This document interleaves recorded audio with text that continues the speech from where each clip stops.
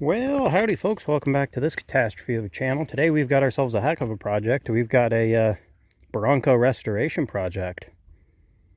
No, I'm just kidding. This thing is kind of junk, but you know something? These old Broncos are kind of hard to find, and well, my old man wanted this thing. It was flipped upside down on a trail about 100 miles out of town here. He'd known about it for a few years, and well, they finally had the equipment kicking around to go get this thing. They drug it here, and well, this thing is rough. Where it's at, it had no frame, no axles, no transmission or transfer case, but the engine was still there. Beats me what they were up to, why they left this thing. Obviously, it's an early Bronco. I think 66 to 76 is when they made these. Obviously, early Bronco, the first body style that they made. Everybody wants these things. They're pretty desirable, but this one, you know, she's rough, but she does have a VIN tag, which kind of worth something. So what we're going to do today is we're going to make a Sconco.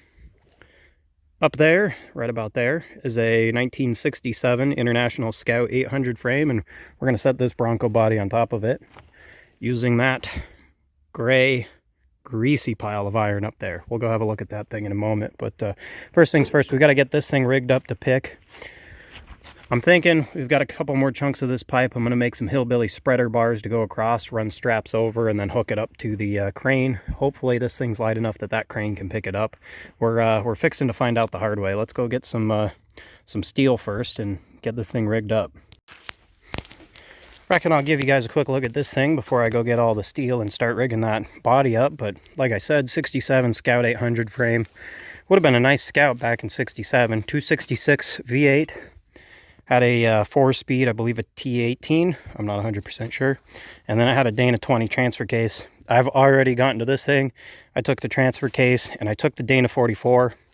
So this axle in here now is the Dana 27 out of my Scout 80. You guys know my blue Scout. It now has a Dana 44 and limited slip. And this frame now has a Dana 27. Substantially weaker. And hopefully I got that kind of bolted in. Now, obviously, we're just looking to make that Bronco roll. That's it, you know, kind of make it yard mobile. We can schlep it around with the service truck here or whatever we need to, and it'll look kind of cool for the time being. This 266, unfortunately, is sat for a long time locked up. I went ahead and poured some oil down the cylinders, so maybe someday this thing will come back around. I've never actually had a 266 before, so it's kind of cool. I finally have one in the yard. That means the only SV V8 that I haven't owned is a 392, and I haven't had a 196 slant 4, so those are the only two left. Getting the whole setup. But yeah, that thing's actually a really nice frame, and there was a fella that just gave this thing to me, so obviously I got the parts I wanted for my Scout. And now this thing would just be a frame taking up a vehicle's worth of space. And that Bronco would be a Bronco body taking up another vehicle's worth of space. So we'll just put them together and they'll take up a single vehicle's worth of space and look pretty cool in the process. The pig we're going to use today is this old girl. This thing is not mine, but joke's on the owner. He left the keys with me, so we're going to put her to work. This is early 80s GMC top kick. I'm not 100% sure what year it was. I think it was an 83 or an 84. I honestly forget.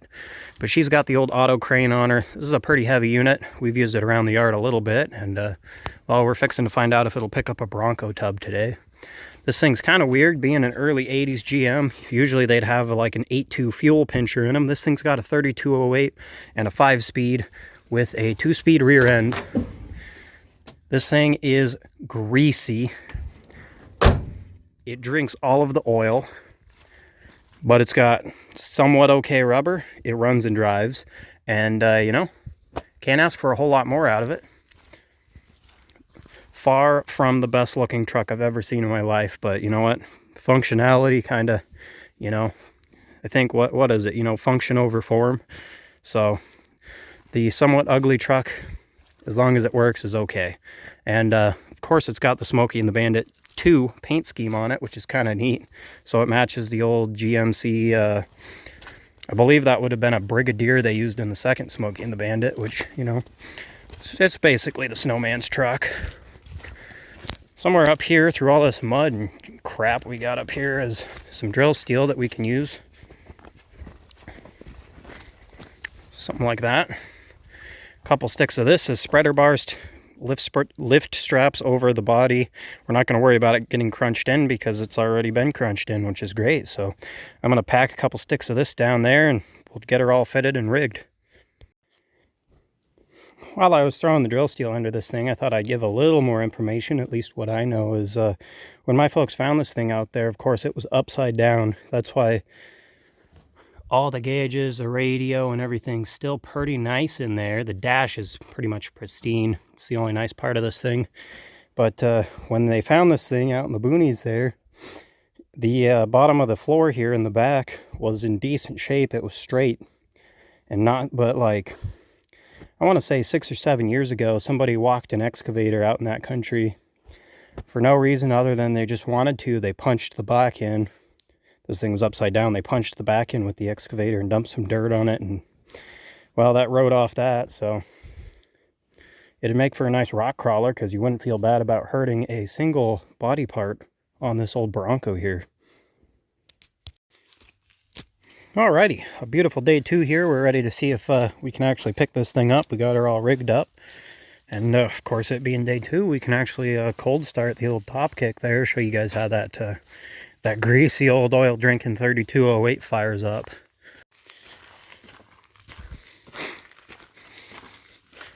Alrighty, let's fire this old girl up.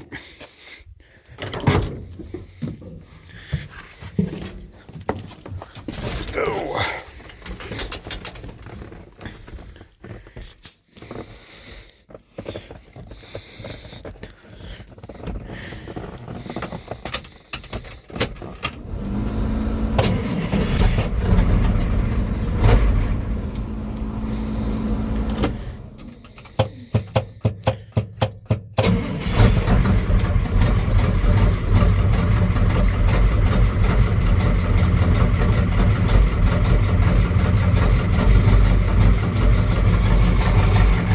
She fires right off, but this thing doesn't really like to idle when it's cold.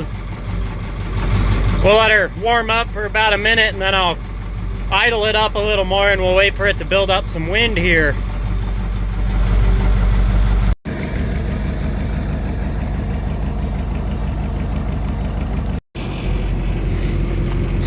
Well, let's see if she'll do it.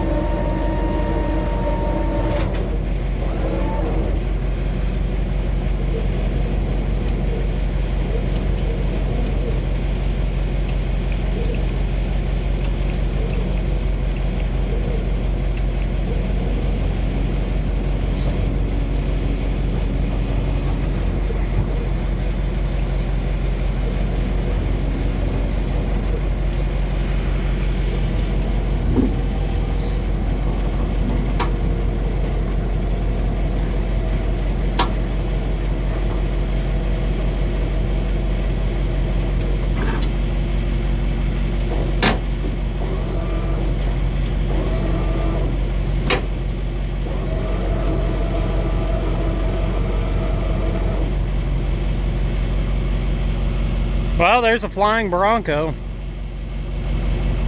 Now comes the trouble of getting it centered over the frame and set down.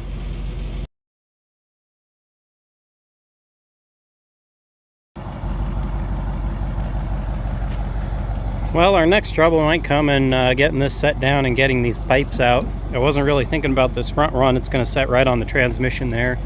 Hopefully it doesn't bend that bell crank arm there at all, but guess we'll see. I'm going to start lowering this thing down now. Or I'll probably push the Scout frame back a little bit and then start lowering it. Would make a little more sense here. Well, for better or for worse, there she is. I didn't really account for the steering box. Broncos had an inboard steering box. These obviously have an outboard. And the inner fender sitting right on top of that. So this thing looks pretty wonky because it's crooked. But, you know, it's something. The great thing about this right here is you really don't care. It doesn't look good. It's not going to really look all that great. And, you know, all it's got to do is roll around the yard and I don't know. It's just going to be what it's going to be. She's, this is something else. it's amusing. I'll give it that. I'm going to get this thing put away, and then I'm going to get the old skid steer out and kind of do some landscaping, and I got all kinds of things to do before it snows here. And of course, this was just one of those things that I needed to take care of. Get the Bronco body off the side of the driveway and, well, make something kind of amusing in the process, I guess. So there's the Sconco. Thank you guys for watching. We'll catch you guys on the next one.